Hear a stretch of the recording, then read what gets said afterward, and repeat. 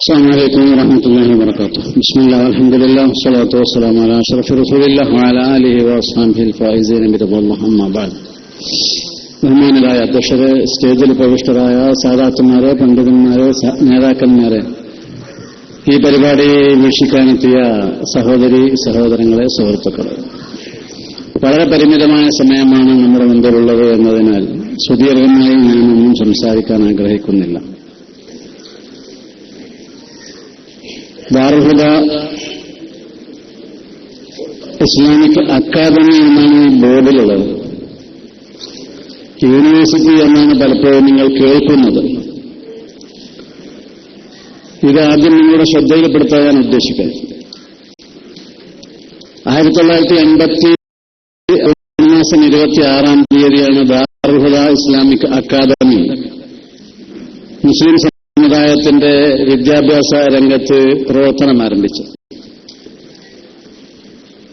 2009 May മാസം 10 2010 serial പറഞ്ഞത് ഒരു ധാരണ പെശുകൊണ്ട് വന്നതാണ്. 2009 23 കൊല്ലത്തെ പ്രവർത്തന പരിചയം മുന്നിൽ വെച്ച് മഹാനായ സയ്യിദ് മുഹമ്മദ് അലി ശിഹാബ് തങ്ങൾ നവറല്ലാഹു മർഖദഹു അവരുടെ ദാറുൽ ഹുദയെ ഒരു സ്വകാര്യ ഇസ്ലാമിക് യൂണിവേഴ്സിറ്റിയായി അപ്ഗ്രേഡ് ചെയ്യുന്നു.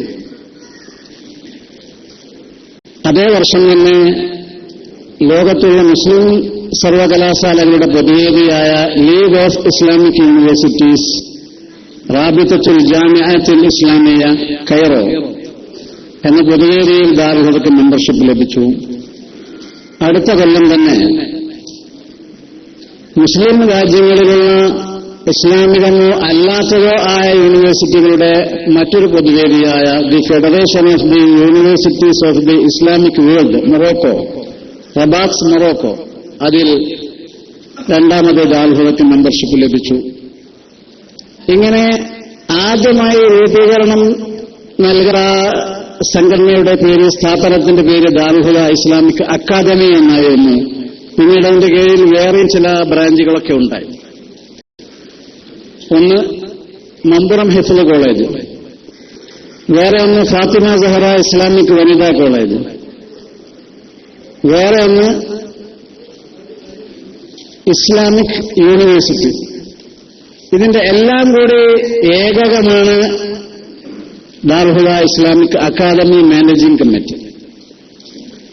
മറ്റൊരു നിലക്ക് പറഞ്ഞാൽ ദാറുൽ ഹുദ ഇസ്ലാമിക് അക്കാദമി മാനേജിംഗ് കമ്മിറ്റിയുടെ കീഴിലാണ് ദാറുൽ ഹുദ ഇസ്ലാമിക് യൂണിവേഴ്സിറ്റിയും മമ്പുറം മഖാമും മമ്പുറം ഹിഫ്ദുൽ ഖുർആൻ കോളേജും ഫാത്തിമ സഹറ ഇസ്ലാമിക് കോളേജും ആന്ധ്രയിലും വെസ്റ്റ് ബംഗാളിലും ആസാമിലുമൊക്കെയുള്ള ഓഫ് ക്യാമ്പസുകളുമൊക്കെ നടന്നു വരുന്നു.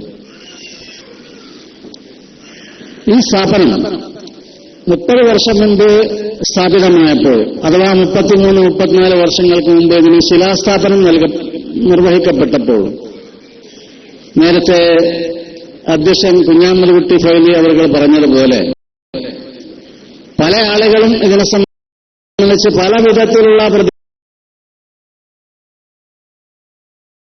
പ്രതികരണങ്ങളാണ് നടത്തിക്കൊണ്ടിരുന്നത്. അതൊന്നും ഞാനിവിടെ വിശദീകരിക്കും. പക്ഷേ നേരത്തെ പരാമൃഷ്ടരായ Maulana M Basheer Musliyar, CH Haidros Musliyar, doctor U Bapputty Haji തുടങ്ങിയവരുടെ കറകളഞ്ഞ ആത്മാർത്ഥപ്രവർത്തനങ്ങൾ കൊണ്ട് വളരെ ചുരുങ്ങിയ കാലത്തിനകം ദാറുൽ ഹുദ വലിയ ഒരു പദവിയിലെത്തി. അൽഹംദുലില്ലാഹ്, അൽഫമർവ.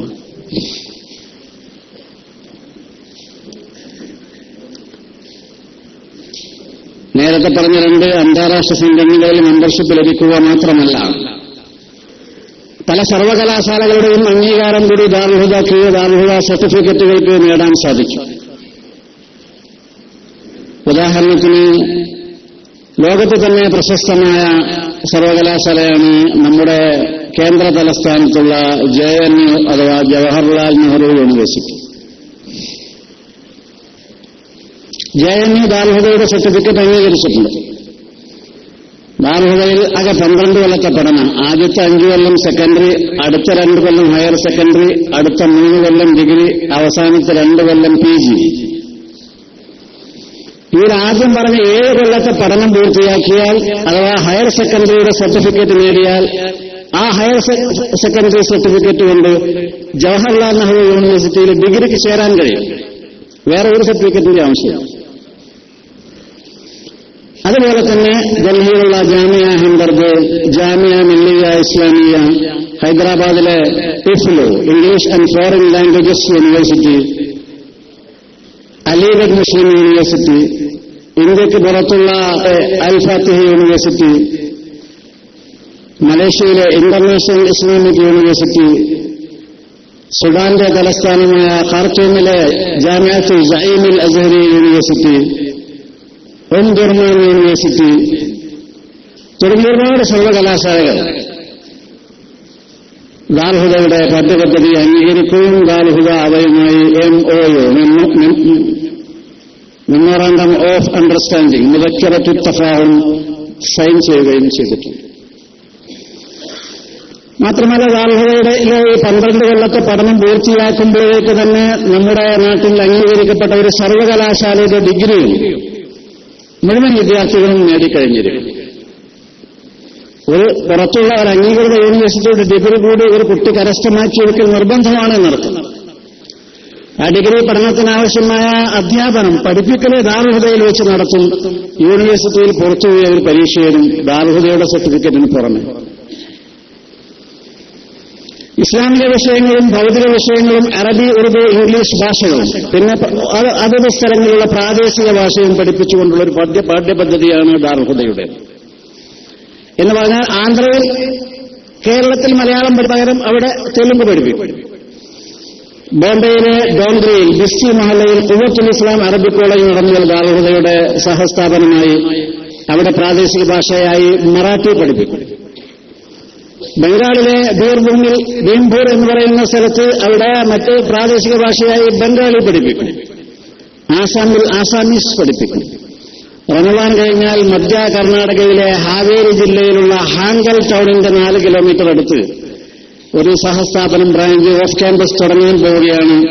അവിടെ പ്രാദേശിക ഭാഷയായി കന്നഡ പഠിപ്പിക്കും, കർണാടക ഭാഷ. ഇങ്ങനെ മതവിഷയങ്ങളും ഭൗതിക വിഷയങ്ങളും ഈ പ്രധാനപ്പെട്ട ഭാഷകളും പഠിച്ചുകൊണ്ട് പുറത്തിറങ്ങുന്ന പണ്ഡിതന്മാർ ലോകത്തെവിടെയും ദീനിന്റെ പ്രബോധന പ്രവർത്തനങ്ങൾ, അധ്യാപന സംരംഭങ്ങൾ നടത്താൻ കഴിവുള്ളവരാകണം എന്നതാണ് ദാൽഹുദയുടെ ലക്ഷ്യം. അഥവാ മറ്റൊരു ഭാഷയിൽ പറഞ്ഞാൽ മുസ്ലിം ഉമ്മത്തിനു വേണ്ടിയും മനുഷ്യ സമൂഹത്തിനു വേണ്ടിയും തയ്യാറാക്കപ്പെടുകയാണ്. അതുകൊണ്ട് തന്നെ വിദ്യാഭ്യാസം വകയിലോ ഭക്ഷണം വകയിലോ താമസം വകയിലോ മറ്റോ യാതൊരു ഫീസും ഈടാക്കാതെയാണ് ഈ കുട്ടികളെയൊക്കെ പഠിപ്പിച്ചുകൊണ്ടിരിക്കുന്നത്. 1500 വിദ്യാർത്ഥികൾ ദാൽഹുദ ക്യാമ്പസിൽ പഠിക്കുന്നു, ചെമ്മാട്. നേരത്തെ സൂചിപ്പിക്കപ്പെട്ട കേരളത്തിന്റെ തെക്കുഭാഗത്ത് തലസ്ഥാനത്തുള്ള കോവളം മുസ്ലിം ജമാഅത്തിന്റെ കീഴിലുള്ള ഹിദായത്തുൽ ഇസ്ലാം അറബിക് കോളേജ് മുതൽ വടക്കേ അറ്റത്ത് കേരളത്തിൽ കാസർഗോഡ് തളങ്കര മാലിക് ദീനാർ ക്യാമ്പസിലുള്ള മാലിക് ദീനാർ ദഅവ കോളേജ് വരെയുള്ള 20 സ്ഥലങ്ങളിലും ദാൽഹുദയിലുമായി 5000-ഓളം വിദ്യാർത്ഥികൾ ഈ വിദ്യാഭ്യാസ രീതി പഠിച്ചുകൊണ്ടിരിക്കുന്നു. ഇതിനു പുറമെ കർണാടകയിലെ കാശിപട്ന, നേരത്തെ പറഞ്ഞ ബോംബെയിലെ ഖുവ്വത്തുൽ ഇസ്ലാം എന്നീ ബ്രാഞ്ചുകളും ആദ്യം പറഞ്ഞ 3 സംസ്ഥാനങ്ങളിലുള്ള ഓഫ് ക്യാമ്പസുകളും ദാൽഹുദയുടെ കീഴിലും. ഓഫ് ക്യാമ്പസ് എന്ന് പറഞ്ഞാൽ അവിടെ ഭൂമി വാങ്ങല്, ബിൽഡിംഗ് ഉണ്ടാക്കല്, ഉസ്താദന്മാർക്ക് ശമ്പളം കൊടുക്കല്, കുട്ടികൾക്ക് ചെലവ് കൊടുക്കലൊക്കെ ദാൽഹുദ തന്നെ. കാശിപട്നയിലെ ബ്രാഞ്ച് എന്ന് പറഞ്ഞാൽ അതിന്റെ ഫൈനാൻഷ്യൽ കാര്യങ്ങൾ അവിടെയുള്ള ഒരു കമ്മിറ്റിയാണ് നിർവഹിക്കുന്നത്. ബോംബെയിലെ ഖുവ്വത്തുൽ ഇസ്ലാമിന്റെ ചെലവ് അവിടെയുള്ള ഒരു കമ്മിറ്റിയാണ് നിർവഹിക്കുന്നത്. ഓഫ് ക്യാമ്പസ് എന്ന് പറഞ്ഞാൽ ദാൽഹുദ നേരിട്ടാണ് അതിന്റെ ചെലവുകളൊക്കെ നടത്തിക്കൊണ്ടിരിക്കുന്നത്. എന്തിനാ കേരളത്തിന് പുറത്തു പോയി കേരളത്തിലുള്ള ആളുകൾ ഇത്ര അധ്വാനിച്ച് കഷ്ടപ്പെട്ട് അവിടെ പോയി അവിടെയുള്ള ആൾക്കാരെ പഠിപ്പിക്കുന്നത് എന്ന് ചിന്തിക്കുന്ന ചില സങ്കുചിത മനസ്കരുണ്ടാവും. അവനാണ് നാട്ടിലുണ്ടാക്കിയ പോലെ സ്ഥാപനം. ചില ആളുകൾ അങ്ങനെ ദേശീയത വെച്ചുകൊണ്ട് തന്നെ സ്ഥാപനങ്ങൾ പടുത്തുയർത്തിക്കൊണ്ടിരിക്കുന്ന ഒരു കാലഘട്ടത്തിലാണ് നമ്മളുള്ളത്. എല്ലായിടത്തും സ്ഥാപനമുണ്ട്. നമുക്ക് മാത്രമേ സ്ഥാപനം ചെയ്യാതായാലെങ്കിൽ അത് നമ്മളൊന്നും ഉണ്ടാക്കുക, അതിനെന്താ ചെയ്യുക, അതിന് നമ്മൾ വീട്ടിൽ പോവുക, ഭൂമി വാങ്ങാനാണ്. എന്നിട്ട് വീട്ടിൽ വന്ന് ഭൂമി വാങ്ങുന്നു, കുറച്ച് ഭൂമി വാങ്ങിയിട്ട് പിന്നെ ചിന്തിക്കുക അതിന് എന്താ നമ്മളോട് ഉണ്ടാക്കുക, എന്തെങ്കിലും ഒന്ന് ഉണ്ടാക്കണം. അതുകൊണ്ട് നമ്മൾ ഈ പോവാം, അങ്ങനെ പോയിട്ട് എന്താ ഉണ്ടാക്കണമെന്നൊരു ചിത്രമൊന്നുമില്ല. ദാൽഹുദ അങ്ങനെയല്ല. 30-35 വർഷങ്ങൾക്ക് മുമ്പ് തന്നെ എന്ത് സ്ഥാപനമാണ് ഉണ്ടാക്കേണ്ടത് എന്ന് വളരെ ആസൂത്രിതമായി വിസ്തൃതമായി പദ്ധതികൾ ആവിഷ്കരിച്ച് കൃത്യമായ നിർണയം നടത്തിയാണ് ദാറുൽ ഹുദ തുടങ്ങിയത്. അതൊക്കെ വിശദീകരിക്കാൻ ഇവിടെ സമയമില്ല, അതുകൊണ്ട് ഞാനത് വിടുകയാണ്. അള്ളാഹുവിന്റെ ദീനിന്റെ കാഴ്ചപ്പാടിൽ ദീനീ വിദ്യാഭ്യാസം നൽകപ്പെടാൻ ഇന്ന വൃത്തത്തിലുള്ളവനാവുക എന്നൊരു കാഴ്ചപ്പാടില്ല. എന്ന് പറഞ്ഞാൽ മലപ്പുറം ജില്ലയിൽ സ്ഥാപനം ഉണ്ടാക്കുമ്പോൾ മലപ്പുറം ജില്ലക്കാർക്ക്, കണ്ണൂർ ജില്ലയിൽ ഉണ്ടാക്കുമ്പോൾ കണ്ണൂർ ജില്ലക്കാർക്ക് അങ്ങനൊന്നുമില്ല. റവന്യൂ അതിർത്തികൾ ഇസ്ലാമിലില്ല. റവന്യൂ അതിർത്തികൾ അത് സർക്കാരുകൾ അവരുടെ ചില സൗകര്യത്തിൽ ഉണ്ടാക്കുന്ന അതിർത്തിയാണ്. ഇസ്ലാമിൽ അങ്ങനെ അതിർത്തിയില്ല. നബി സല്ലല്ലാഹു അലൈഹി വസല്ലം തങ്ങൾ അത് പ്രയോഗവൽക്കരിച്ച് കാണിച്ചു തന്നതാണ്.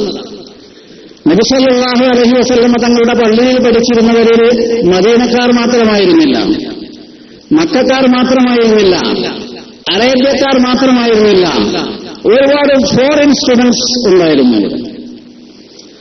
ആഫ്രിക്ക വൻകരയിൽ നിന്ന് വന്ന സുഹൈബ് റളിയല്ലാഹു അൻഹു, അമ്മാർ റളിയല്ലാഹു അൻഹു, യാസിർ റളിയല്ലാഹു അൻഹു, ഇങ്ങനെ കുറെ ആളുകൾ. യൂറോപ്പിൽ നിന്ന് വന്ന ആളുകൾ ഉണ്ടായിരുന്നു നബികളുടെ പള്ളിയിൽ. നമ്മൾ ചിലപ്പോൾ ആലോചിച്ച് മനസ്സിലാക്കിയിട്ടുണ്ടാവുകയില്ല. സുഹൈബ് റൂമി എന്ന് പറഞ്ഞാൽ യൂറോപ്യനാണ്. സുഹൈബ് റൂമി റളിയല്ലാഹു അൻഹു പേര് നമ്മളെ കേട്ടിട്ടുണ്ടായിരിക്കും, പക്ഷെ അദ്ദേഹം യൂറോപ്യനാണെന്ന് നമ്മൾ ആലോചിച്ചിട്ടുണ്ടാവും. സുഹൈബ് റൂമി, റൂമി എന്ന് പറഞ്ഞാൽ റോമക്കാരനെന്നാണ്. റോമ എന്ന് പറഞ്ഞാൽ ഇറ്റലിയുടെ തലസ്ഥാനമാണ്. ഇറ്റലി എന്ന് പറഞ്ഞാൽ യൂറോപ്പിലെ ഒരു രാജ്യമാണ്. റോമയുടെ ഉള്ളിലാണ് വത്തിക്കാൻ സ്ഥിതി ചെയ്യുന്നത്. അത് വേറെ രാജ്യമായിട്ടാണ് കണക്കാക്കപ്പെടുന്നത്.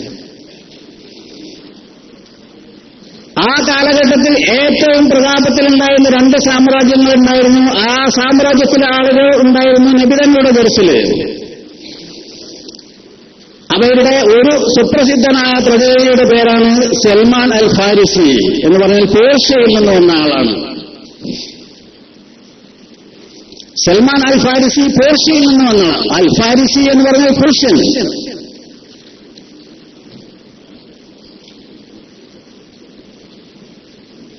കൈസറിന്റെ നാട്ടിൽ നിന്നും കിസ്രായുടെ നാട്ടിൽ നിന്നും വന്നവരൊക്കെ ഉണ്ടായിരുന്നു മദീനയിലെ പള്ളിയിൽ. ഞാൻ പറയുന്നത് ഇസ്ലാമിൽ റവന്യൂ അതിർത്തികളില്ല. അങ്ങനെയാണ് മഹാനായ നബി സല്ലല്ലാഹു അലൈഹി വസല്ലമ തങ്ങൾ എത്തിച്ചത്. നമ്മുടെ നാട്ടിൽ ചില ആളുകൾ ചില പ്രദേശത്തുകാരൊക്കെ സ്ഥാപനമുണ്ടാകുമ്പോൾ നമ്മുടെ നാട്ടിലെ ആൾക്കാരെ പഠിപ്പിക്കാനെന്ന് എന്ന് പറയാറുണ്ട്, പറഞ്ഞതായി കേട്ടിട്ടുണ്ട്. എന്നാൽ ആ നാട്ടിലെ ഇമാമത്ത് നടത്തുന്നത്, ഖതീബായി സേവനം ചെയ്യുന്നത്, പ്രഭാഷണങ്ങളും ക്ലാസുകളും ഒക്കെ നിർവഹിക്കുന്നത് അവരല്ലാത്തവർ പഠിപ്പിച്ചു വിട്ടവരാണ്.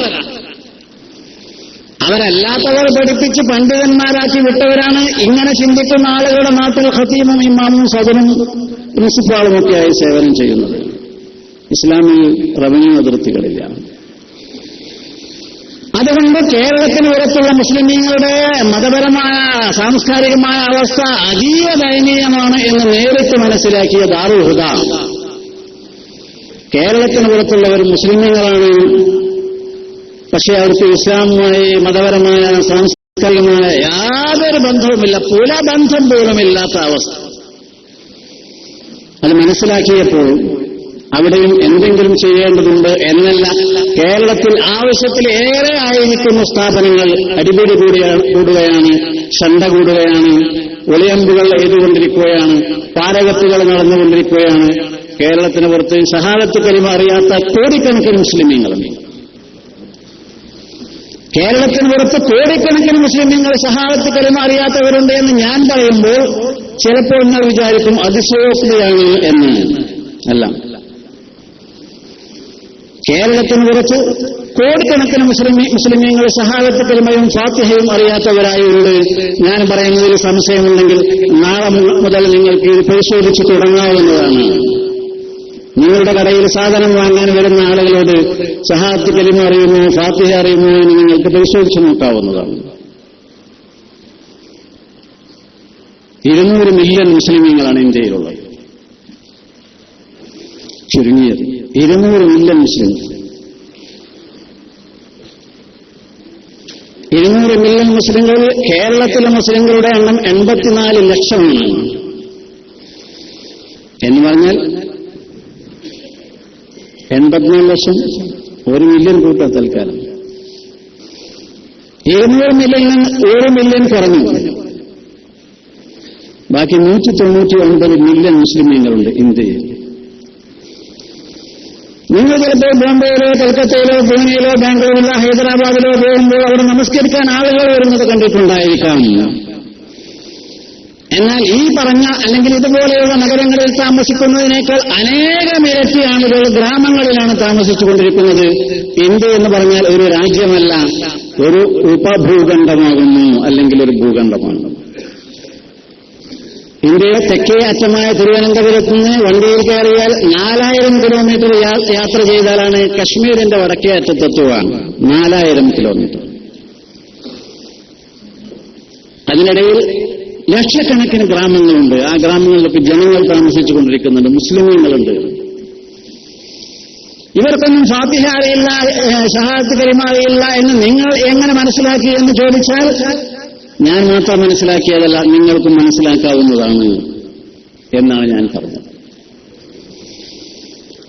പള്ളിയിലേക്ക് വരുന്ന വടക്കേ ഇന്ത്യക്കാരായ ചില സുഹൃത്തുക്കൾ ഇമാമുമായി കമ്പാർട്ട്മെന്റ് കണക്ട് ചെയ്താൽ അങ്ങനെ നിസ്കരിക്കുന്നു വരും. ഒരു യാന്ത്രികമായ ഒരു സംക്രമണം. എന്നാൽ വഴിയിൽ നിന്ന് നിർഭാഗ്യവശാൽ അപ്രതീക്ഷിതമായി ഒരു സ്നേഹിതനെ കണ്ട് 4 മിനിറ്റ് വർത്തമാനം പറഞ്ഞ് പള്ളിയിലെത്തുമ്പോൾ ഇമാം സലാം വീട്ടിയാൽ അവൻ തിരിച്ചു പോവുകയാണ്. നമാസ് ഖത്തം ഹോ ഗയാ. ഒറ്റയ്ക്ക് നിസ്കരിക്കാൻ അറിയില്ല. നിങ്ങൾ കണ്ടിട്ടുണ്ടോന്ന് അറിയില്ല, ഞാൻ കണ്ടിട്ടുണ്ട്. 76 വയസ്സുള്ള ഒരു വൃദ്ധയെ കണ്ട് ഞങ്ങളുടെ ഒരു പ്രതിനിധി ആ വൃദ്ധയുമായി സംസാരിച്ചു. ആസാമിൽ പേര് ചോദിച്ചു. ഒരു ബീജമാണ്, മുസ്ലിം സ്ത്രീയാണ്, മുസ്ലിം വൃദ്ധയാണ്. സാഹചര്യങ്ങൾ അന്വേഷിച്ചു, ജീവിത സ്ത്രീകൾ അന്വേഷിച്ചു. അവസാനം ചോദിച്ചു, നിസ്കരിക്കാൻ അറിയോ? 76 വസന്തങ്ങൾ അള്ളാഹുവിന്റെ ഭൂമിയുടെ പുറത്ത് ജീവിച്ച് അവന്റെ വെള്ളവും വായുവും ശ്വസിച്ച് അവന്റെ ഗ്രഹങ്ങൾ ആസ്വദിച്ച് ജീവിച്ച ആ സഹോദരി ഒരു റക്അത്ത് പോലും, ഒരു വക്ത നിസ്കാരം പോലും, ഒരു സുജൂദ് പോലും അള്ളാഹുവിന് വേണ്ടി ചെയ്തിട്ടില്ല. ഇത് മറ്റൊരു വിശാലമായ അർത്ഥം കൂടിയുണ്ട്. 75 വയസ്സായ ഒരു സ്ത്രീ ഒരിക്കൽ പോലും നമസ്കരിച്ചിട്ടില്ല എന്ന് പറഞ്ഞാൽ 65 വർഷങ്ങൾക്ക് മുൻപ് പോലും ആ നാട്ടിൽ, അവർ ജീവിച്ചിരുന്ന നാട്ടിൽ നമസ്കാര സംസ്കാരം ഉണ്ടായിരുന്നില്ല എന്നതാണ്. നമ്മളൊക്കെ നിസ്കരിച്ച് പഠിച്ചത് 7 വയസ്സ് 8 വയസ്സ് 10 വയസ്സ് 11 വയസ്സുള്ളപ്പോഴാണല്ലോ. ആ കാലത്ത് പോലും ഒരു വക്തെങ്കിലും ഒരു സുജൂദെങ്കിലും അള്ളാഹുവിന് വേണ്ടി അർപ്പിക്കാൻ, നിർവഹിക്കാൻ ആ സഹോദരിക്ക് സാധിച്ചിട്ടില്ല. സാർവത്രികമായി മുസ്ലിം സ്ത്രീകൾ പൊട്ടുതൊടുന്നു. അവരുടെ സംസ്കാരമാണ്. നേരത്തെ നിങ്ങൾ ചിത്രത്തിൽ കണ്ട ഒരു സ്ഥലത്ത്, ആസാമിലെ കൊങ്ക്ര എന്ന് പറയുന്ന സ്ഥലത്ത് ഒരു ഹയർ സെക്കൻഡറി സ്കൂളിന്റെ മുറ്റത്താണ് ഞങ്ങൾ അങ്ങനെ ഒരു യോഗം ചേർന്നത്. അതിരാവിലെയാണ് യോഗത്തിന് സമയം നിശ്ചയിച്ചിരുന്നത്. കാരണം 9:30 10 മണിയാകുമ്പോഴേക്ക് സ്കൂളിലേക്ക് കുട്ടികൾ വരാൻ തുടങ്ങുന്നതിന് മുമ്പായി നമുക്ക് യോഗം ചേരണം, ഇസ്ലാമിക സന്ദേശങ്ങൾ കൈമാറണം എന്നൊക്കെയുള്ളതായിരുന്നു പരിപാടി. അങ്ങനെ 9:30 ആയപ്പോൾ കുട്ടികളൊക്കെ വരാൻ തുടങ്ങി. പ്രിൻസിപ്പളുടെ പേര് മുഹമ്മദ് അറസ് ഖാൻ എന്നാണ്. മുഹമ്മദ് അറസ് ഖാൻ. സെക്കൻഡറി സ്കൂളാണ്. 17, 18, 19, 20 വയസ്സ് വരെയുള്ള പെൺകുട്ടികൾ വന്നുകൊണ്ടിരിക്കുന്നു. ഗേൾസ് ഹൈസ്കൂളാണ്. ഒരു കുട്ടിയുടെ വേഷഭൂഷാദികളിലും ഭാവഭാവങ്ങളിലും ഇസ്ലാമിന്റെ ലാഞ്ചന പോലും കാണാൻ കഴിഞ്ഞില്ല. പ്രദേശം മുസ്ലിങ്ങൾ താമസിക്കുന്നതാണ് എന്ന് നേരത്തെ ഞങ്ങൾക്ക് പരിചയപ്പെടുത്തപ്പെട്ടിരുന്നു. എല്ലാ കുട്ടികളുടെയും നെറ്റിയിൽ പൊട്ട്, എല്ലാ കുട്ടികളുടെയും വേഷം ഒന്നുകിൽ മുട്ടിന് താഴെ അല്ലെങ്കിൽ മുട്ടിന് മീതെ ഉള്ള സ്കർട്ട്, പാവാട, കൈയിന്റെ മുട്ടിന് മീതെയുള്ള ബ്ലൗസ്, തട്ടം തലയിലില്ലെന്ന് മാത്രമല്ല തോളിൽ പോലുമില്ല. നമ്മുടെ നാട്ടിലൊക്കെ അമുസ്ലിം യുവതികൾ അല്ലെങ്കിൽ 17, 18, 20 വയസ്സുള്ള ചെറുപ്പക്കാരികളൊക്കെ ഒരു തട്ടമിടും മാറുമറക്കാൻ. അതുപോലും ഇല്ലാതെ കണ്ടപ്പോൾ ഞങ്ങളുടെ കൂട്ടത്തിലെ ഒരു പ്രതിനിധി ഹെഡ്മാസ്റ്റർ മുഹമ്മദ് അറസ് ഖാൻ സാഹിബിനോട് ചെന്ന് ചോദിച്ചു, അല്ല സാറേ, ഇവിടെ മുസ്ലിം കുട്ടികളൊന്നും പഠിക്കുന്നില്ലേ? സാർ വളരെ അഭിമാനത്തോട് കൂടി പറഞ്ഞു, എല്ലാ പെൺകുട്ടികളും 10% മുസ്ലിങ്ങളാണല്ലോ. നിങ്ങളെന്താ അതിങ്ങനെ ചോദിക്കുന്നത്? അപ്പോൾ ഈ പൊട്ടത് മുസ്ലിം പൊട്ടാണ്. മുസ്ലിം പൊട്ട് എന്ന് പറഞ്ഞാൽ പച്ച നിറത്തിലുള്ള പൊട്ട്. മുസ്ലിങ്ങളല്ലാത്തവർ ഒട്ടിച്ചു വെക്കുന്ന പൊട്ട് ബ്രൗണോ ചെമപ്പ് നിറത്തിലുള്ളതോ മറ്റുമൊക്കെ ആയിരിക്കും, അല്ലെങ്കിൽ കറുപ്പ്. അവർക്ക് ആരും അത് പറഞ്ഞു കൊടുത്തിട്ടില്ല, ഈ പൊട്ട് ഇടാൻ പാടില്ല അല്ലെങ്കിൽ വെക്കാൻ പാടില്ല. ഞങ്ങൾ പറഞ്ഞു കൊടുത്തപ്പോൾ ഉടനെ അവരത് മാന്തിട്ടു. മാത്രമല്ല, ആസാമിൽ നമ്മുടെ ഓഫ് ക്യാമ്പസ് പ്രവർത്തിക്കുന്ന സ്ഥലത്ത് 2 കൊല്ലമായിട്ടുള്ളൂ, 3 കൊല്ലമായിട്ട് അവിടെ തുടങ്ങിയിട്ടു. 2 കൊല്ലമായപ്പോഴേക്ക് തന്നെ വളരെ ബംഗാളിൽ തുടങ്ങിയിട്ട് 3 കൊല്ലമായി. ആസാമിൽ ഇപ്പോൾ ഒരു വിദ്യാഭ്യാസ വർഷം ഇപ്പോൾ പൂർത്തിയാണ്. ഷാബാൻ ഇപ്പോൾ അവിടെ പരീക്ഷ നടന്നുകൊണ്ടിരിക്കും. 1 കൊല്ലം ക്ലാസ് നടന്നു. അതിന്റെ മുമ്പത്തെ 1 കൊല്ലം അവിടെ കൺസ്ട്രക്ഷൻ, ബിൽഡിംഗ് നിർമ്മാണ പ്രവർത്തനങ്ങൾ നടന്നു. തറക്കല്ലിടാൻ മഹാനായ സയ്യിദ് മുനവ്വർ അലി ശിഹാബ് തങ്ങളും മറ്റുമൊക്കെ വന്നിരുന്നു. തറക്കല്ലിട്ട് അതിന്റെ തൊട്ടടുത്ത് തന്നെ വ്യാഴാഴ്ചയായിരുന്നു തറക്കല്ലിടല്. ശനിയാഴ്ച മുതൽ അവിടെ ഒരു മദ്രസ, സ്കൂളിന്റെ ഒരു ബ്ലോക്ക് ഒഴിഞ്ഞു കിടക്കുന്നുണ്ടായിരുന്നു. ബന്ധപ്പെട്ടവരോട് സമ്മതം വാങ്ങി അവിടെ മദ്രസ തുടങ്ങി. തറക്കല്ലിട്ട 2ാമത്തെ ദിവസം അവിടെ ഗ്രാമമുഖ്യൻ, പഞ്ചായത്ത് സദര് എന്നൊക്കെ പറഞ്ഞ ഓരോ തസ്തികയിലുള്ള ആൾക്കാരുണ്ടാവും. അപ്പൊ മുസ്ലിം ഗ്രാമമായതുകൊണ്ട് അവര് ബന്ധപ്പെട്ടവരോട് സമ്മതം വാങ്ങി സ്കൂളിൽ മദ്രസ നടത്താനുള്ള സൗകര്യം അവർ ചെയ്തു തന്നു. നമ്മളവരെ പ്രോത്സാഹിപ്പിച്ചു അതിന്. അങ്ങനെ ഞങ്ങളുടെ ഒരു വർക്കിംഗ് കമ്മിറ്റി മെമ്പർ, നമ്മളെ അബ്ദുൽ ഹക്കീം മൗലവിയുടെ അമ്മോസൻ അബ്ദുൽ ഹാജി എന്ന ആൾ ദാറുൽഹുദയുടെ എക്സിക്യൂട്ടീവ് മെമ്പറാണ്. അദ്ദേഹം ഇടയ്ക്കിടയ്ക്കൊക്കെ അവിടെ പോകാറുണ്ട്. വേറെ മെമ്പർമാർ പോകാറുണ്ട്. അദ്ദേഹം പോയപ്പോൾ കുറച്ച് പർദ്ദം കൊണ്ടുപോയി. അങ്ങനെ അവിടുത്തെ പഞ്ചായത്ത് പ്രസിഡന്റ് ലേഡിയാണ്. അവരെ വിളിച്ചിട്ട് ഈ വസ്ത്രധാരണത്തെ പറ്റിയൊക്കെ പറഞ്ഞു കൊടുത്തിട്ട്, ഇനി നിങ്ങൾ ഈ വസ്ത്രം ധരിക്കണം, പർദ്ദ ധരിക്കണം, അതാണ് ഇസ്ലാമിന്റെ വേഷം. ആദ്യം അവർക്ക് കൊടുത്തു. അവർ വളരെ സന്തോഷത്തോടു കൂടി അഭിമാനപൂർവ്വം അത് ഇടാൻ തുടങ്ങി. കിട്ടി അന്ന് മുതലാണ്. ബാക്കിയുള്ള പർദ്ദയും 10-20 പർദ്ദ അങ്ങനെ കൊടുത്തു. ഇന്ന് അൽഹംദുലില്ലാ ആ പ്രദേശത്ത് പർദ്ദയോ മഫ്തയോ ധരിക്കാതെ ഒരൊറ്റ പെണ്ണും പുറത്തിറങ്ങില്ല. 2 കൊല്ലമായിട്ടുള്ളൂ. ഇത്രമാത്രം അനുകൂലമായ പരിവർത്തനങ്ങൾ, മാറ്റങ്ങളാണ് അവിടെ വന്നുകൊണ്ടിരിക്കുന്നത്. കാരണം അവർക്ക് ഇത്തരം കാര്യങ്ങളൊന്നും പറഞ്ഞു കൊടുക്കാൻ ആരും ഉണ്ടായിരുന്നില്ല. ഞങ്ങളുടെ യാത്രക്കിടെ ഒരു സ്ഥലത്ത് അസ്ർ നമസ്കരിക്കാൻ കടന്നു. അപ്പൊ അവിടെ 4-5 വയസ്സന്മാരെ വട്ടം കൂടിയിരിക്കുന്നതാണ് ഞങ്ങൾ കണ്ടത്. ചെന്ന് നോക്കുമ്പോൾ അവർ വലിയ ഒരു പട്ടണോദന മുസാഫന്മാര് മുസാഫ അവിടെ വെച്ചിട്ട് അതിൽ ഭേദപ്പെട്ട ഒരാള് ഓരോ പദത്തിന്റെ മേലും കയ്യിന്റെ വിരൽ വെച്ചിട്ട് മറ്റുള്ളവർക്ക് പറഞ്ഞു കൊടുക്കാം. നോക്കുമ്പോൾ ഫാത്തിഹ സൂറത്ത് പഠിപ്പിച്ചു. ഞങ്ങളുടെ കൂടെ ഉണ്ടായിരുന്നു വെസ്റ്റ് ബംഗാൾ മുസ്ലിം ലീഗ് പ്രസിഡന്റ്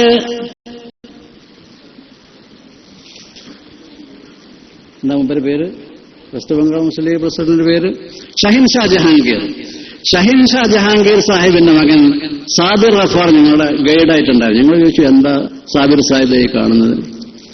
സാബിർ വളരെ സന്തോഷത്തോടെ ഫാത്തിഹ പഠിക്കാണ്, ഖുർആൻ പഠിക്കുന്നതാണ്. നിങ്ങളെന്താ ഇപ്പൊ ഈ ഫാത്തിഹ പഠിക്കുന്നത്? 60 വയസ്സ്, 65 വയസ്സ്, 75 വയസ്സായ സമയത്ത് അവർ പറഞ്ഞു, ചെറുപ്പത്തിൽ ഞങ്ങൾക്ക് ആരും പഠിപ്പിച്ചു തന്നിട്ടില്ല, പഠിക്കേണ്ടതാണ് എന്നാരും നിർദ്ദേശിച്ചിട്ടില്ല. ഇപ്പൊ മരിക്കാൻ സമയമായി, ഒരു ഫാത്തിഹയെങ്കിലും പഠിച്ച് മരിക്കാമെന്ന് നിൽക്ക് ഞങ്ങൾ ഫാത്തിഹ പഠിക്കുകയാണ്. 70 വയസ്സായ വൃദ്ധൻ ഫാത്തിഹ പഠിക്കുന്നു. എന്റെയും നിങ്ങളുടെയും വീട്ടിലുള്ള കൊച്ചുകുട്ടി 70ന്റെ വലത്തെ ഭാഗത്തുള്ള 0 ഒഴിവാക്കിയാലും 7 വയസ്സായ കുട്ടി ഫാത്തിഹ മാത്രമല്ല അതിന് മീതുള്ള കുറെ സൂറത്തുകൾ അവൻ പഠിക്കും, ഓദിച്ചത്. ഇതാണ് അവിടുത്തെ മുസ്ലിംകളുടെ അവസ്ഥ. വളരെ ദയനീയമായ അവസ്ഥ. ഈ മതപരമായ അറിവിൽ മാത്രമാണോ ഈ ക്ഷീണം? അല്ല. അവരുടെ വേഷവിധാനങ്ങള്, അവരുടെ ജീവിത സാഹചര്യം. വയസ്സന്മാര് വണ്ടി വലിക്കുന്നുണ്ടില്ലേ, ചെരുപ്പ് കുറ്റികള് മുസ്ലിമീങ്ങള്, കൈവണ്ടികൾ വലിക്കുന്നവര് മുസ്ലിമീങ്ങള്, മനുഷ്യനെ ഇരുത്തി മനുഷ്യൻ തന്നെ വലിക്കുന്നവര് മുസ്ലിമീങ്ങള്, തോട്ടിപ്പണിയെടുക്കുന്നത് മുസ്ലിമീങ്ങള്. വിദ്യാഭ്യാസപരമായോ സാംസ്കാരികമായോ സാമ്പത്തികമായോ സാമൂഹികമായോ മാനുഷികമായി പോലും ഒരു പരിഗണനയും ഒരു അസ്തിത്വവുമില്ലാത്ത അതീവ ദയനീയമായ ഒരു സമൂഹത്തിന്റെ ചിത്രം നമുക്കിവിടെ കാണാൻ സാധിക്കുന്നു. ചരിത്രപരമായ കാരണങ്ങളുള്ളത് പറയാനിപ്പോ സമയമില്ല. 250 കൊല്ലം മുൻപ് അവർ സൈഡാക്കപ്പെടാൻ തുടങ്ങിയതാണ്. 250 കൊല്ലം മുമ്പ് സിറാജുദ്ദൗലയെ ബ്രിട്ടീഷുകാർ നേരിട്ടു. യുദ്ധത്തിൽ അവർ അണിനിരന്നു. സിറാജുദ്ദൗലയെ പരാജയപ്പെടുത്താൻ കഴിഞ്ഞില്ല. അദ്ദേഹത്തിന്റെ മന്ത്രി മീർ ജാഫറിനെ പിടിച്ച് അയാളുടെ ചതിപ്രയോഗത്തിലൂടെ സിറാജുദ്ദൗല കൊല്ലപ്പെട്ടു. തങ്ങളോട് ശത്രുത പുലർത്തിയ ആൾ എന്ന നിലയ്ക്ക് സിറാജുദ്ദൗല കൊല്ലപ്പെട്ടെങ്കിലും അദ്ദേഹത്തിന്റെ അനുയായികളോടും ഈ വൈരനിര്യാതന ബുദ്ധി ബ്രിട്ടീഷുകാർ വെച്ചു പുലർത്തി. അയാളുടെ അനുയായികളെ, അദ്ദേഹത്തിന്റെ സമുദായത്തിന്റെ ആളുകളെ മുഴുവൻ അവർ തമസ്കരിക്കാൻ തീരുമാനിച്ചു. അങ്ങനെ 250 കൊല്ലം മുൻപ് തുടങ്ങിയതാണ് കിഴക്കേ ഇന്ത്യയിലെ മുസ്ലിമീങ്ങൾ പാർശ്വവൽക്കരിക്കപ്പെടാൻ. വളരെ വിശാലമായ വിശദമായ ചരിത്രമാണ്. പിന്നെ 1857 വീണ്ടും വരുന്നു കലാപം. ശിപായി ലഹള എന്നാണ് അതിന്റെ പേര്. ലക്ഷക്കണക്കിന് മുസ്ലിമീങ്ങൾ കൊല്ലപ്പെടുന്നു. 1857 വീണ്ടും 90 കൊല്ലം കഴിയുന്നു. 1947 ഇന്ത്യ വിഭജനം. 5 ലക്ഷം മുസ്ലിമീങ്ങൾ ഇന്ത്യ വിഭജനത്തോടനുബന്ധിച്ച് കൊല ചെയ്യപ്പെടുന്നു. രാജ്യത്ത് നിൽക്കക്കള്ളിയില്ലെന്ന് കരുതി ഏതെങ്കിലും നിലക്ക് അസ്തിത്വമുള്ള ആളുകൾ പാകിസ്ഥാനിലേക്ക് പലായനം ചെയ്യുന്നു. പാകിസ്ഥാനിലേക്ക് വണ്ടിക്ക് ടിക്കറ്റ് എടുക്കാൻ കഴിയാത്തവർ, കളവണ്ടി കയറാനുള്ള സാമർഥ്യം പോലുമില്ലാത്ത ഏഴകളായ പാവങ്ങളായ ആളുകൾ കേരളത്തിന് പുറത്തുള്ള ഇന്ത്യൻ സംസ്ഥാനങ്ങളിൽ അവശേഷിച്ചു. ഇതാണ് ചരിത്രം ചുരുക്കം. വിദ്യയിലൂടെ വിജ്ഞാനത്തിലൂടെ മാത്രമേ ഇവരെ കൈപിടിച്ചു ഉയർത്താൻ കഴിയുകയുള്ളൂ എന്ന് മനസ്സിലാക്കിയ ദാറുൽ ഹുദ 6 കൊല്ലമായി അൽഹംദുലില്ലാഹ് ആന്ധ്രാപ്രദേശിൽ മൻഹജുൽ ഹുദ ഇസ്ലാമിക് കോളേജ് നടത്തിക്കൊണ്ടിരിക്കുന്നു. 3 വർഷമായി വെസ്റ്റ് ബംഗാൾ സംസ്ഥാനത്തിലുള്ള ബീർഭൂം ജില്ലയിലെ ഭീംപൂർ എന്ന് പറയുന്ന സ്ഥലത്ത് 10 ഏക്കർ സ്ഥലത്ത് ബിൽഡിംഗ് ഉണ്ടാക്കി അവിടെ വിദ്യാഭ്യാസ സ്ഥാപനം നടത്തിക്കൊണ്ടിരിക്കുന്നു. 1 വർഷമായി ആസാമിലെ ബോർപേട്ട ജില്ലയിലെ ബൈസ എന്ന് പറയുന്ന സ്ഥലത്ത് 10-12 ഏക്കർ ഭൂമിയിൽ അവിടെ വിദ്യാഭ്യാസ പ്രവർത്തനങ്ങൾ നടന്നുകൊണ്ടിരിക്കുന്നു. ബിൽഡിംഗിന്റെ പ്രവർത്തനങ്ങൾ നടന്നുകൊണ്ടിരിക്കുന്നു. ഇന്ത്യൻ യൂണിയൻ മുസ്ലിം ലീഗ് ആ ഫണ്ടിലേക്ക്, ആ ആവശ്യത്തിലേക്ക് 50 ലക്ഷം ഉറുപ്പിക തന്നതുകൂടി സാന്ദർഭികമായി ഞാനിവിടെ അനുസ്മരിക്കും. ആസാമിൽ കുഴപ്പങ്ങളുണ്ടായപ്പോൾ അവിടെയുള്ള മുസ്ലിമീങ്ങൾക്ക് വേണ്ടി ഇന്ത്യൻ യൂണിയൻ മുസ്ലിം ലീഗ് ഫണ്ട് ശേഖരിച്ചിട്ടുണ്ടായിരുന്നു കുറെ വർഷങ്ങൾക്ക് മുൻപ്. പക്ഷെ ഇക്കാലം അത്രയും ആ ഫണ്ട് ഒന്നും ചെയ്യാൻ കഴിഞ്ഞില്ല അവർക്ക്. കാരണം 50 ലക്ഷം റുപ്യ അവിടെ ബന്ധപ്പെട്ട ആളുകൾക്ക്, അർഹരായ ആളുകളുടെ കയ്യിൽ എത്തിക്കണമെങ്കിലുണ്ടല്ലോ കുറെ അധ്വാനം. അങ്ങനെ അവരിങ്ങനെ സൂക്ഷിച്ചു വന്നിരുന്ന ആ സംഖ്യ ആസാമിലെ മുസ്ലിമീങ്ങൾക്ക് വിദ്യാഭ്യാസ സ്ഥാപനം ഉണ്ടാക്കുന്നു എന്നറിഞ്ഞപ്പോൾ അവര് മദ്രാസിൽ ചേർന്ന IUMLന്റെ നാഷണൽ കൌൺസിൽ എക്സിക്യൂട്ടീവിൽ വെച്ച് ദാറുൽ ഹുദക്ക് 50 ലക്ഷം റുപ്യ തരാൻ തീരുമാനിച്ച് തന്നു. പണി തുടങ്ങി. മാത്രമല്ല അവിടെ ഇപ്പോ 50 ലക്ഷം റുപ്യ അവർ തന്നു. 85-90 ലക്ഷം റുപ്യ നമ്മൾ ചെലവഴിച്ചു. ഇങ്ങനെ വിദ്യയിലൂടെ, വിജ്ഞാനത്തിലൂടെ മാത്രമേ മനുഷ്യനിലെ മാനവികത ഉയർത്തിക്കൊണ്ടുവരുവാൻ കഴിയുകയുള്ളൂ എന്നാണ് അള്ളാഹുവിന്റെ ഇഷ്ടദാസന്മാരായ പ്രവാചകന്മാർ മുഴുവൻ ലോകത്തെ പഠിപ്പിച്ചത്. മുഴുവൻ പ്രവാചകന്മാരും ഇൽമ് പഠിപ്പിക്കുക ചെയ്തത്, അറിവ് സമൂഹത്തിന് നൽകുക ചെയ്തത്. അങ്ങനെയാണ് അവർ ഉത്കൃഷ്ടരായി മാറിയത്. നമ്മുടെ നബിയും അങ്ങനെ തന്നെയാണ് ചെയ്തത്. ജാഹിലിയ്യ കാലത്താണ് വന്നത്. 3 W'കളായിരുന്നു അവരുടെ ആവേശം. വൈൻ, വുമൺ, വാർ. കള്ളുകുടിച്ച് പെണ്ണുങ്ങളുമായി രമിച്ച് യുദ്ധം ചെയ്തുകൊണ്ട് കഴിഞ്ഞുകൂടിയിരുന്ന സമൂഹം അവരെ പ്രവാചകൻ മാറ്റിയെടുത്തത് വിദ്യയിലൂടെയായിരുന്നു. ഇഖ്റ ബിസ്മി റബ്ബിക്, ഇഖ്റ ബിസ്മി റബ്ബിക്. ആ സ്കെയിൽ തന്നെയാണ് ദാറുൽ ഹുദയും സ്വീകരിച്ചിരിക്കുന്നത്. അറിവിലൂടെ മാത്രമേ ഒരു സമൂഹത്തെ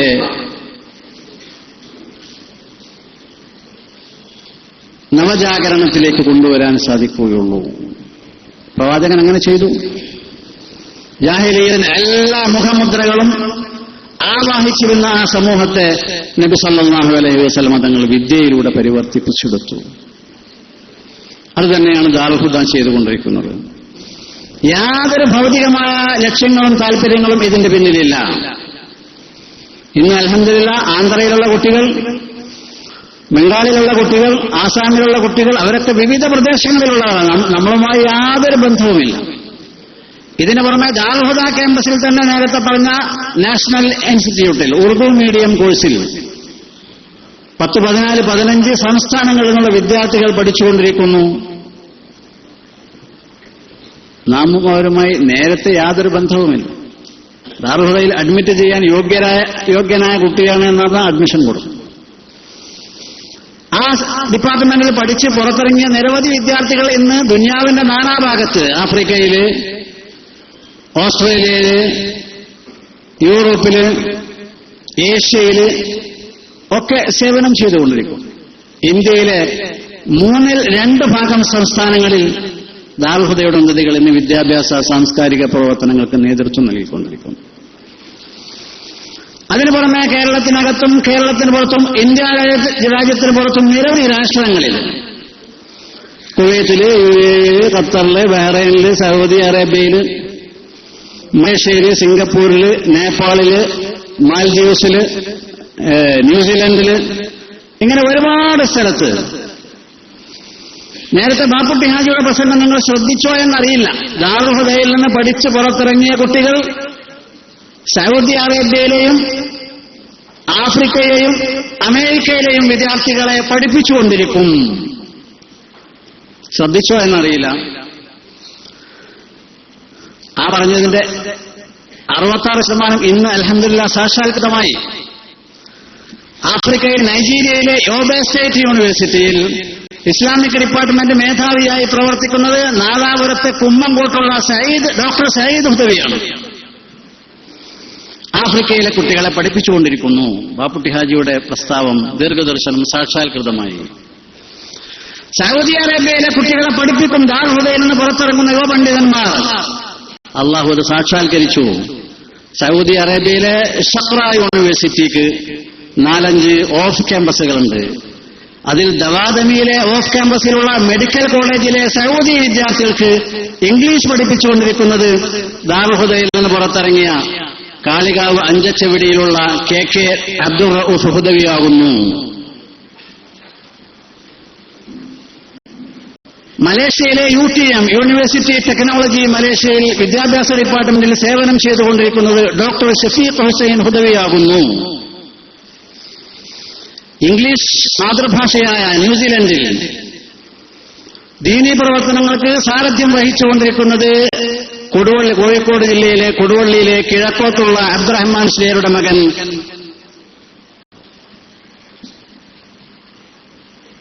പേര് മുസ്തഫ ഹുദവിയാണ്. BBC-യിൽ വർക്ക് ചെയ്യുന്നുണ്ട് ഹുദവികൾ. കഴിഞ്ഞ വർഷം ലണ്ടനിലായിരുന്നു, ഇപ്പൊ ഡൽഹിയിലേക്ക് വന്നിട്ടുണ്ട്. ഖത്തറിലെ അൽ ജസീറയിൽ 1-ലധികം ഹുദവികൾ സേവനം ചെയ്തുകൊണ്ടിരിക്കുന്നുണ്ട്. മനോരമയുടെ തറവാട്ടിൽ കോട്ടയത്ത് സബ് എഡിറ്റർമാരുടെ കൂട്ടത്തിൽ ഒരാൾ ഹുദവിയാണ്. സുപ്രഭാതത്തിൽ ഹുദവികളുണ്ട്, ചന്ദ്രികയിൽ ഹുദവികളുണ്ട്, മാധ്യമത്തിൽ ഹുദവികളുണ്ട്, മാതൃഭൂമിയിൽ ഹുദവികളുണ്ട്.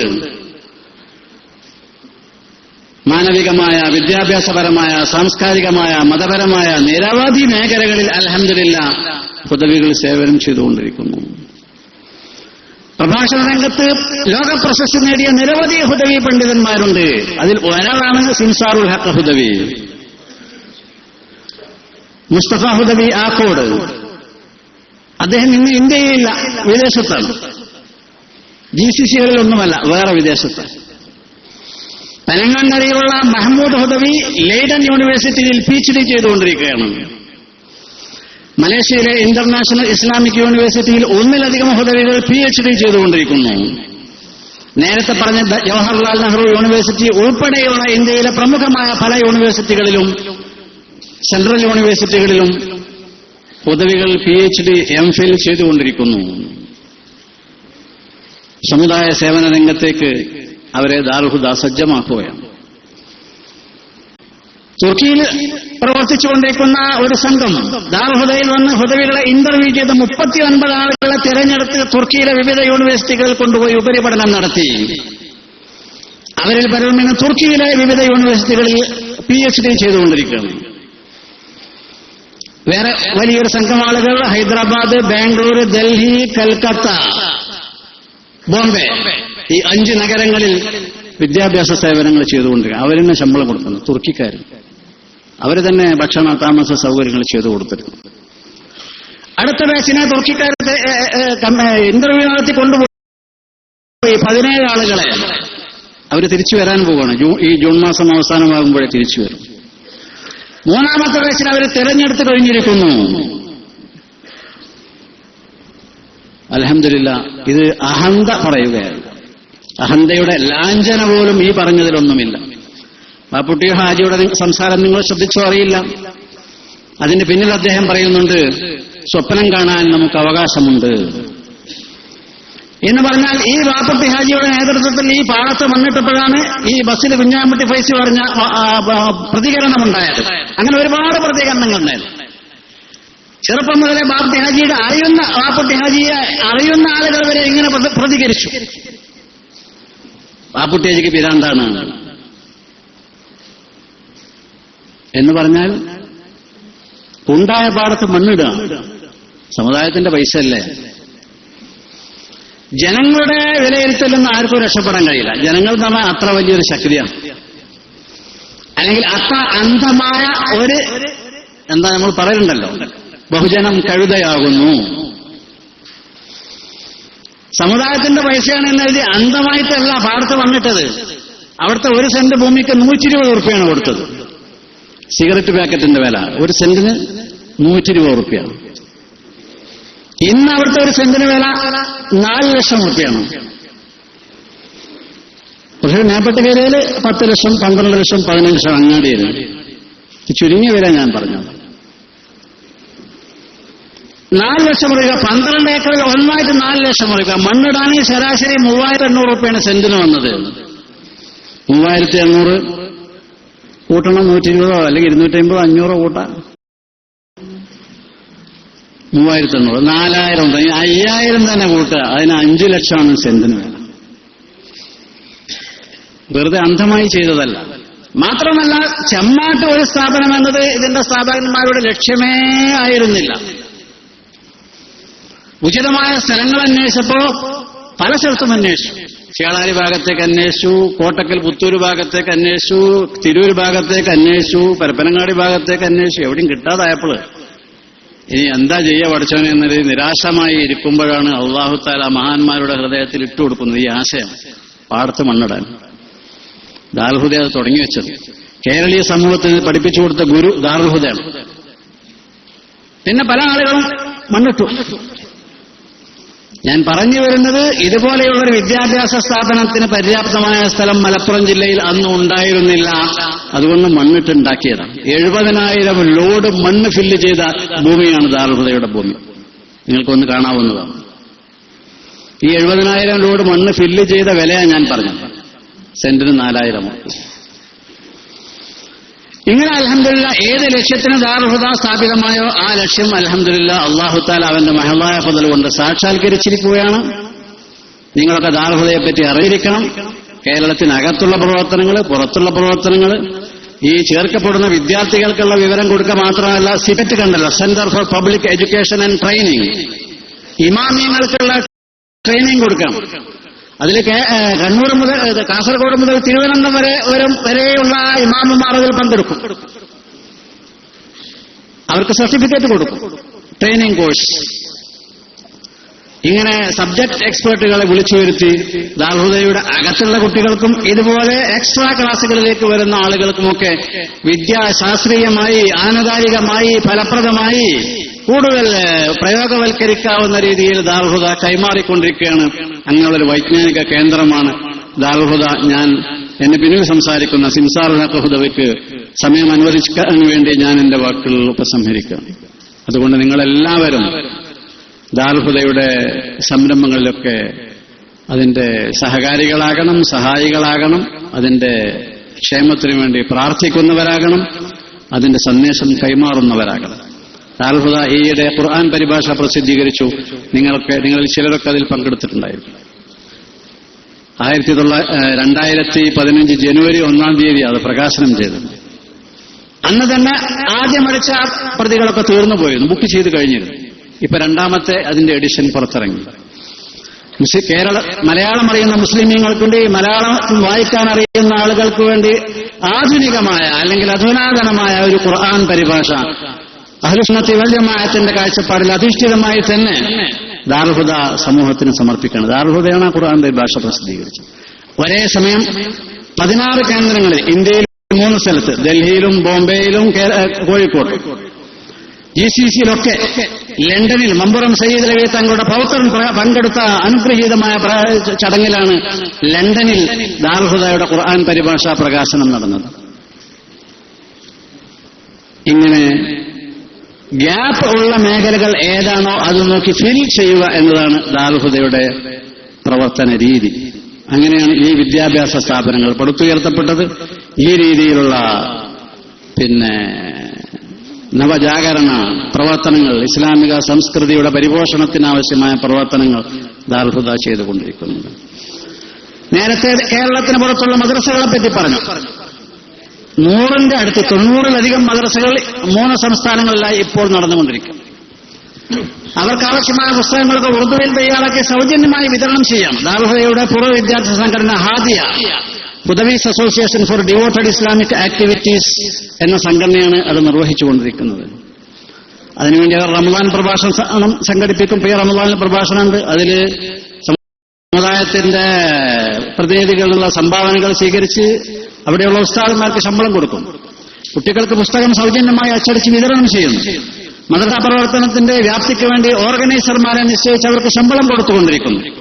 ഇതൊക്കെ ദാറുൽ ഹുദയുടെ പൂർവ്വ വിദ്യാർത്ഥി സംഘടനയാണ് നിർവഹിച്ചുകൊണ്ടിരിക്കുന്നത്. പൂർവ്വ വിദ്യാർത്ഥി സംഘടനയ്ക്ക് പ്രത്യേകമായ ഒരു ആസ്ഥാനം വേണമെന്ന ചിന്താഗതി ഉണ്ടായപ്പോൾ പാണക്കാട്ട് സയ്യിദ് റഷീദ് അലി ശിഹാബ് തങ്ങൾ അവരുടെ സാരഥ്യത്തിൽ അദ്ദേഹം പ്രസിഡന്റായി CSC എന്ന ഒരു പുതിയ ബ്രാഞ്ച് ഈയിടെ ഉദ്ഘാടനം ചെയ്യപ്പെട്ടു. നിങ്ങളൊക്കെ മനസ്സിലാക്കിയിട്ടുണ്ടായിരിക്കും. ഇങ്ങനെ വളരെ ബൃഹത്തായ പ്രവർത്തനങ്ങളാണ് ദാറുൽ ഹുദ ചെയ്തുകൊണ്ടിരിക്കുന്നത്. നിങ്ങളുടെയൊക്കെ സഹായ സഹകരണങ്ങൾ അതിനുണ്ടാകണമെന്ന് മാത്രം പറഞ്ഞ് അവിടെയുള്ള കുട്ടികൾക്കുടെ ഒരു മാസത്തെ ചെലവോ അല്ലെങ്കിൽ സാമ്പത്തികമായി കൂടുതൽ കഴിവുള്ള ആളുകൾ ആസാമിലും ബംഗാളിലും കർണാടകയിലുമൊക്കെ ബിൽഡിങ്ങിന്റെ പണികൾ നടക്കുന്നുണ്ട്. അവിടുത്തെ ഒരു ക്ലാസ് റൂമിന്റെ സംഖ്യയോ അങ്ങനെയുള്ള എന്തെങ്കിലുമൊക്കെ നിങ്ങളുടെ പങ്കാളിത്തം അതിലുണ്ടാകണമെന്ന്, ഓരോരുത്തരുടെ അവസ്ഥ അനുസരിച്ച് പങ്കാളികളാകണമെന്ന് മാത്രം പറഞ്ഞ് സമയം വളരെ പരിമിതമായതിനാൽ ഞാൻ എന്റെ വാക്കുകൾ ഉപസംഹരിക്കുന്നു. നിങ്ങളൊക്കെ നിങ്ങളുടെ ദുആകളിൽ എന്നെ പങ്കെടുപ്പിക്കണമെന്ന്, ഞങ്ങളൊക്കെ പങ്കെടുപ്പിക്കണമെന്ന് കൂടി വസിയ്യത്ത് ചെയ്യുന്നു. അല്ലാഹു നമ്മെ അവന്റെ